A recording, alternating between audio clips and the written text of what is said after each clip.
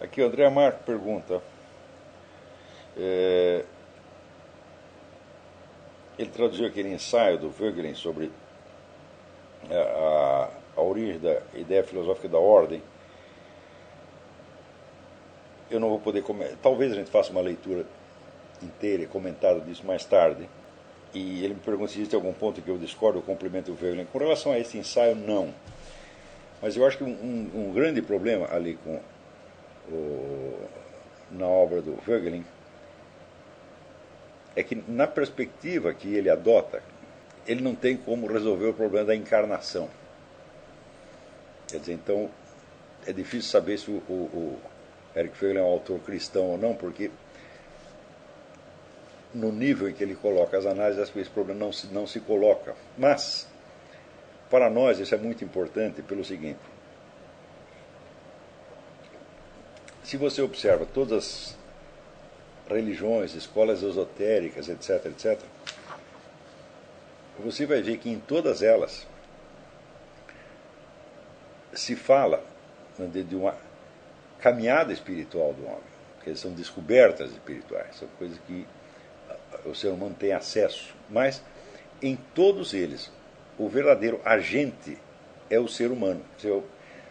Tudo ali está se falando de fenômenos humanos. Você não observa em parte alguma a ação permanente, a presença ativa de Deus no processo, como você observa no cristianismo através do fenômeno dos milagres, tá certo? Com os quais não há equivalente em outras religiões. Então, é a mesma coisa que dizer, olha, essas religiões não estão falando da mesma coisa que o cristianismo está falando, tá certo? Então,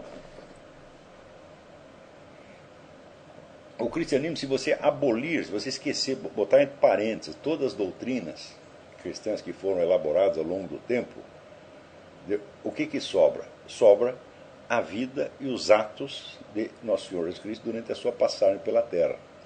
Tá certo? E esses atos só muito parcialmente consistiram em falar e ensinar.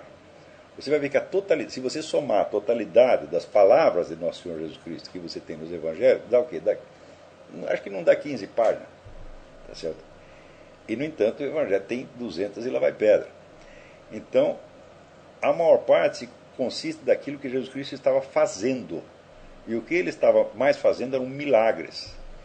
Então, a presença dele se manifesta, sobretudo, através desta ação miraculosa. E esta ação miraculosa, ela prossegue ao longo do tempo.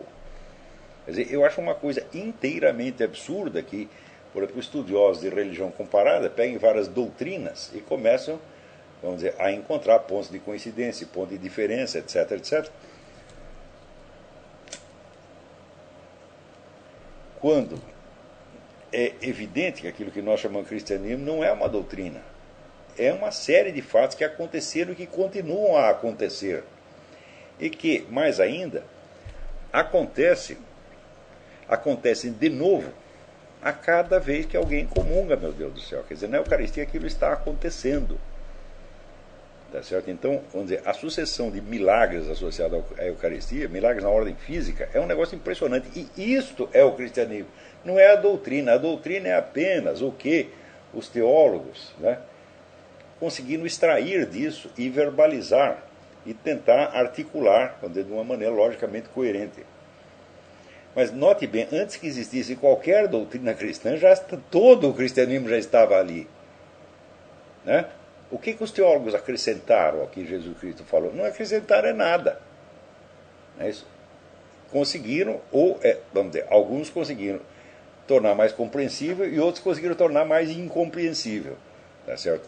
Mas não acrescentaram nada. Quer dizer, a totalidade do cristianismo consiste dos atos de Nosso Senhor Jesus Cristo durante a sua passagem pela Terra e depois. Então, é a sucessão destas ações que é o cristianismo. Então, nesse sentido, meu filho, não dá para você comparar o cristianismo com outra religião. Não são espécies do mesmo gênero. Né? Então, também não acho que seja...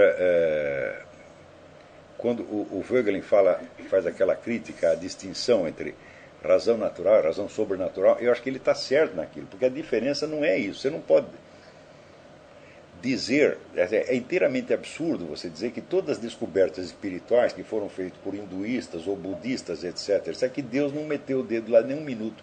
É inteiramente absurdo. Quer dizer, a iniciativa, quem atrai o homem para o conhecimento da transcendência é o próprio Deus. Isso em qualquer lugar, seja na Grécia, na Índia. Não é o homem que vai lá, quero saber, quero inventar. Não é isto. Esse fenômeno da atração divina, ele se manifesta universalmente. Então, em todos estes casos, você pode falar de revelação, todos eles. Quer dizer, Deus revelou alguma coisa para os caras. Agora, como eles entenderam, é outra coisa completamente diferente. Tá certo? Então, vamos dizer, Deus puxa, né, o homem.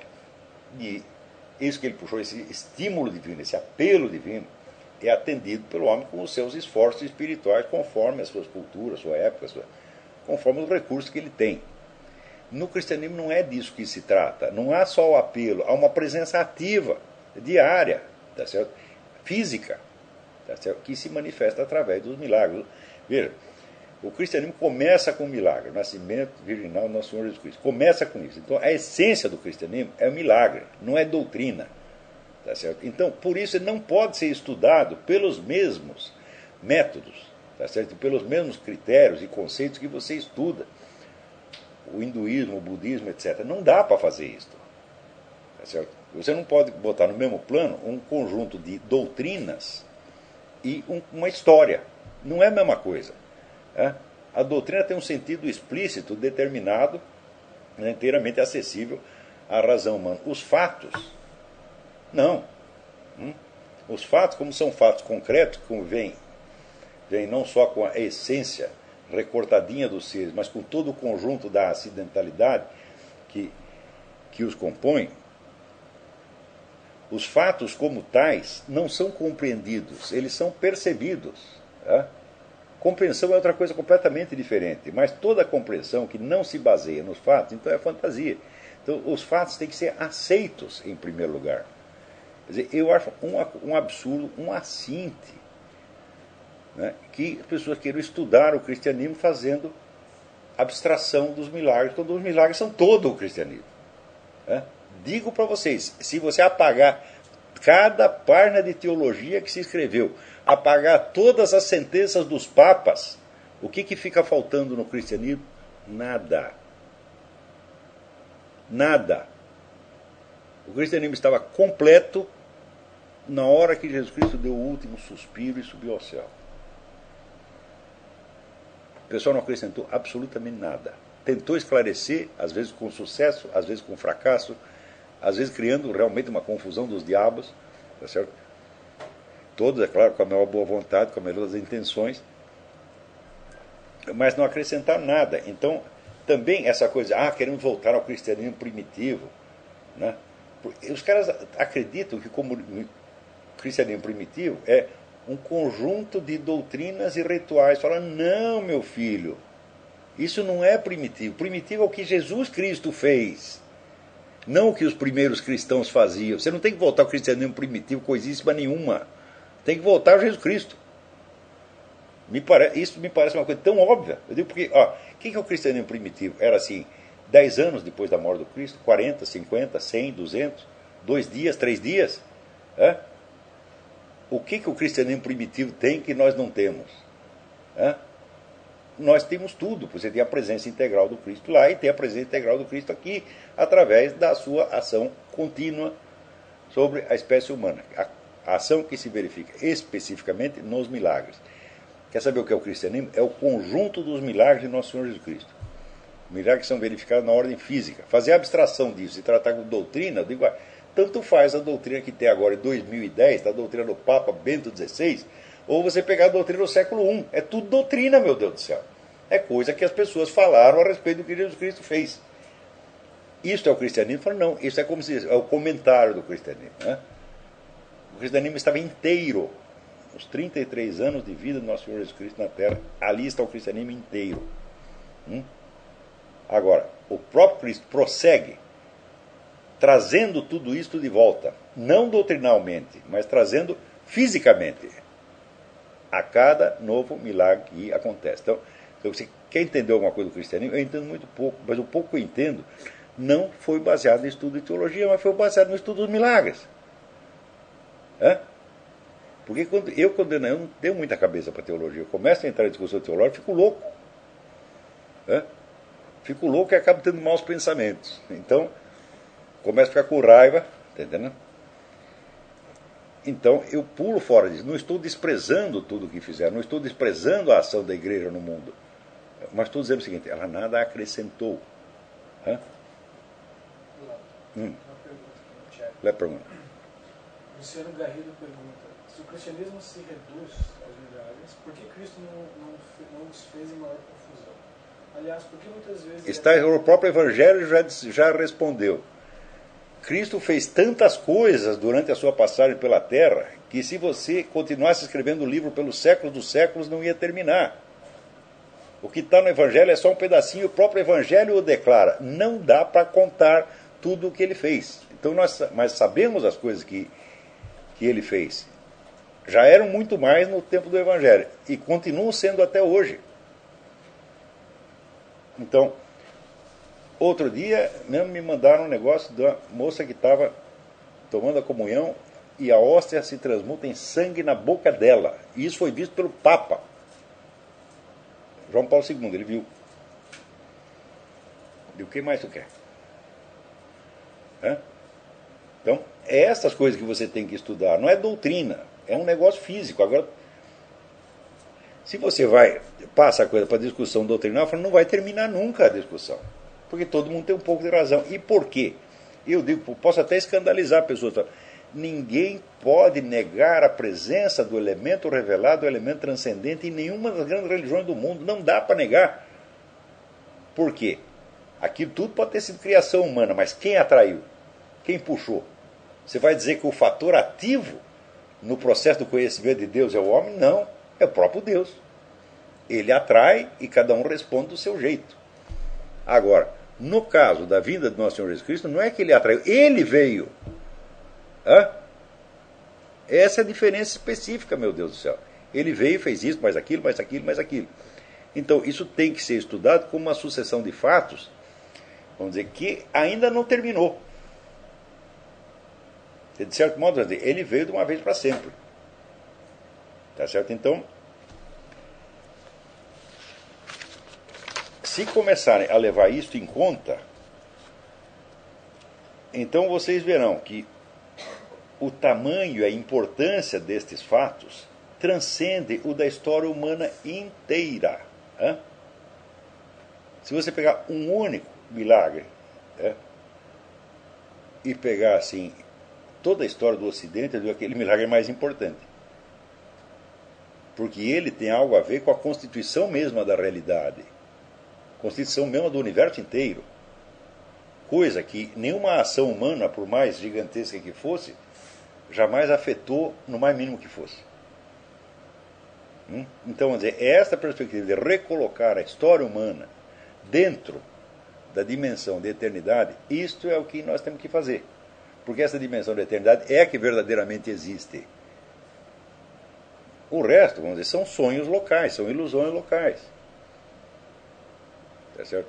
Então, se você começa a acreditar que essas coisas existem em si mesmas, fora do quadro da eternidade, você termina como Jacques Derrida. Tem mais pergunta aí? É uma continuação da pergunta anterior. Porque muitas vezes Cristo dissuadia as pessoas quando elas pediam intervenções milagrosas. Por quê? Porque o milagre não é exigível. O milagre, vamos dizer, como a própria Eucaristia, é uma doação de Deus. E, note bem, nós não temos nem como saber, por a questão de mérito, merece ou não merece. Quem diz que Deus dá para quem merece?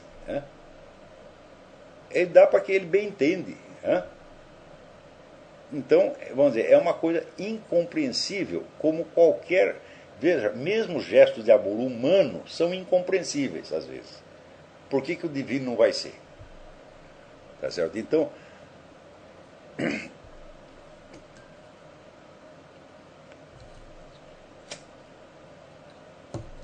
Cristo disse isso porque os camaradas queriam milagres para crer. Então, aí não vale, porque você está cobrando o milagre como se fosse um direito seu. Então, mas se você tem direito, mas nem todo mundo tem. Então você tem, aquele não tem. Então aí já complicou todo o negócio, tá entendendo? Então, você vê que em Fátima, quem se beneficia, né, dos milagres de Fátima, as pessoas que fazem peregrinação, lá vai budista, vai muçulmano, né, todo mundo sai curado, né? Não é porque quando Cristo diz tua fé te salvou, ele não está querendo dizer a fé como adesão explícita a uma doutrina, como adesão racional a uma doutrina. Não é disso que ele está falando. Está falando com confiança na pessoa dele. Então, se o sujeito foi Fátima, é porque ele confiou. Então ele está dizendo para Nossa Senhora, como o outro falou a Cristo, eu não posso, mas você pode. Por que você pode? Porque você é a mãe de Deus, Jesus Cristo ouve o que você pede. Né? Então ele teve esta confiança, não é preciso a adesão total aos dogmas do cristianismo, porque, meu Deus, como é que eu vou aderir a este negócio? E para isso eu precisaria ler toda a sentença dos papas, encíclicas, as discussões nos concílios, não vai terminar mais. Quem que pode alegar para mim? Eu conheço a doutrina cristã suficientemente. Ninguém conhece, meu filho, isso não termina nunca. Você vai ler, olha, eu faço o desafio, você vai ler, não é a obra de São Tomás de Aquino, você vai ler o índice das obras de São Tomás de Aquino. O índice já é uma monstruosidade, o índice é um livro desse tamanho. Então, ninguém conhece a doutrina na sua totalidade, então você adere a um pedacinho que você compreende. Mas nem isso é preciso se você for analfabeto, você não entende nada. Mas eu ouvi falar da pessoa de Jesus Cristo e sei lá porque eu confio nele. Falo, bom, aí você já... Esta é a fé, a única fé que Jesus Cristo exigia para fazer o milagre que o sujeito precisava. E se era assim, né, no ano 20, 30 da era cristã, por que não vai ser agora? O que mudou? Então, vamos dizer, o que eu estou propondo, né, é uma espécie, vamos dizer, de cristianismo radical. Né? E não aceito sequer que exista a possibilidade de conhecimento fora disso. Né? Dizer, olha, razão e fé, aqui tem razão e tem fé, tem ciência religiosa, tudo isso é uma besteirada, meu Deus do céu. Essas coisas violam a própria estrutura da realidade. Não pode existir isso aí. Né? Então, é porque o pessoal entende fé como a aceitação de uma doutrina que você não pode provar. Fala, bom, mas a fé só é isto considerada desde fora, porque considerada desde dentro a gente sabe que não é isto. Então, quando você defende a fé nesse sentido, você está defendendo a fé tal como o inimigo da fé a entende. E por que você vai entrar numa discussão dessa? Quer dizer, o sujeito diz, olha, prove, chega para você um ateu materialista e diz, prove que a religião tal como eu a concebo é verdadeira. Eu não posso, meu filho, porque é falsa. Está entendendo? Agora, quanta gente não entra na discussão com esse espírito? Por quê? Porque caiu nesta pataquada iluminista de que só aquilo que você pode dizer e explicar teoricamente é que é importante. Quando você vai na origem da filosofia, Platão sabia que não dá para dizer tudo. Platão sabia que quando... Olha, até aqui eu posso levar vocês pelo poder do discurso. Daqui para dentro vocês têm que imaginar. Não é isso? Agora, você pega qualquer Diderot, qualquer Jacques Derrida, acha que sabe mais do que Platão. Então, são pessoas que nunca procuraram a sabedoria. E já começa, vamos dizer, por ter esta ideia. Não podemos, né, ter acesso a nenhuma verdade objetiva. Só podemos pensar o que está dentro da nossa cultura. Se o sujeito diz isto, então é o seguinte, ele nunca tentou. Porque qualquer um que tenta, consegue. Agora, se você quer provar que você pode fazer isso, não dá para provar. Dá para fazer, mas não dá para provar que você pode. Então, tudo o que se faz de grande e de extraordinário no mundo se faz sem provas da sua possibilidade. que se primeiro você tem que provar a possibilidade teórica da coisa, eu digo, às vezes a prova teórica de uma coisa é muito mais difícil do que a própria coisa. Não é isso? Então, por exemplo, agora mesmo eu estava assistindo aqui um vídeo de um sujeito que é um atirador, campeão de tiro 16 vezes. Chama-se Bob Mandan. É um sujeito gordinho, aparentemente insignificante. Então, ele põe um monte de prego e dá um tiro em cima da cabeça de cada prego. Daí o que ele faz? Ele põe uma aspirina em cima da cabeça de um prego e tira a aspirina de lá com um tiro, com o revólver de cabeça para baixo, sem tocar no prego. Aí ele fez isso. Ah, muito bem. Agora prove a possibilidade teórica de fazer isso. E seria muito mais difícil do que tirar a aspirina dali de cima. Então, na prática, às vezes a coisa é muito mais fácil do que na teoria. Não é isso?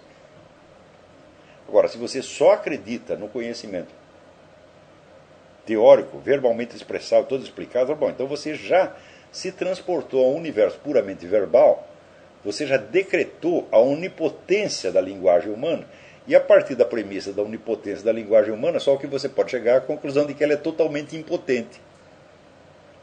Então, eu sei que tudo que eu estou dizendo, vamos dizer, para vocês, se tornaria inacessível se fosse abstraído de todas as circunstâncias da comunicação não verbal que estão implícitas aqui. Então, eu sei que o que eu estou, vamos dizer, que vocês entendem o que eu estou falando, é porque vocês têm um horizonte de experiência que lhes permite compreender o que eu estou falando. Eu não posso, com meus pobres recursos verbais, completar um mundo para você. Dizer, olha, o mundo é assim, assim, assim. Está aqui a descrição completa e suficiente do mundo. Ou pelo menos a descrição aproximativa. Eu não posso fazer isso.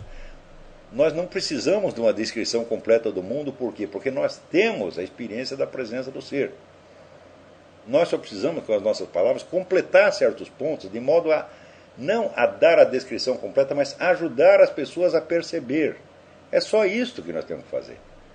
A função da linguagem humana é nos ajudar a integrar-nos na realidade e não abranger a realidade num tecido verbal. É uma coisa de louco isso aí. Quer dizer, para que, quando o sujeito, depois de séculos de esforço, chega, nós não podemos aqui, né, obter, né, aquela adequação perfeita à realidade através da palavra. Eu digo, mas por que não me perguntou no começo? Eu já diria que a realidade é uma coisa e a linguagem é outra. A linguagem é só um pedacinho que serve para ajudar você a se integrar melhor na realidade. Só isto que ela quer fazer. Agora, se você quer fazer a descrição completa ou adequada, quer captar toda a estrutura da realidade, bom, está perdendo seu tempo. E não precisa, por quê? Porque todo mundo conhece a estrutura da realidade e sabe que ela é indizível. Agora, esse pessoal tenta, eles mergulham a cabeça num universo totalmente verbal e depois chega à conclusão que o universo verbal é limitado. Falou, olha, mas, raios, quem é que não sabe? Hã? Quer dizer, tanto esforço para descobrir um negócio que todo mundo já sabia? Então, infelizmente, é nessa miséria que a filosofia contemporânea se tornou. Por quê? Porque ela deixou de ser o que era originalmente, que é amor à sabedoria. Então, você não vai alcançar a sabedoria, você não vai apreendê-la. Você só vai amá-la. E ela, de vez em quando, por iniciativa dela, te abre uns pedacinhos. Né? E se você, vamos dizer, tiver a atitude sincera do amor à sabedoria, o que é a sabedoria? A sabedoria é um aspecto do próprio Deus. Se você tem amor a ela, ela te responde tendo mais amor por você e te abrindo mais à medida que você precisa. Tá certo? Não pode te revelar tudo, por quê? Porque você não precisa do todo e você não pode comportá-lo. Mesmo quando você... Imagina a situação, transpondo-se à escala de imortalidade. Isso não vai te tornar o Deus onipotente. Né? Você continua tendo a mesma relação com Deus que você tem aqui. E por quê? Você tem a mesma relação de finitude. Você continua sendo finito, não temporalmente, mas pela sua individualidade.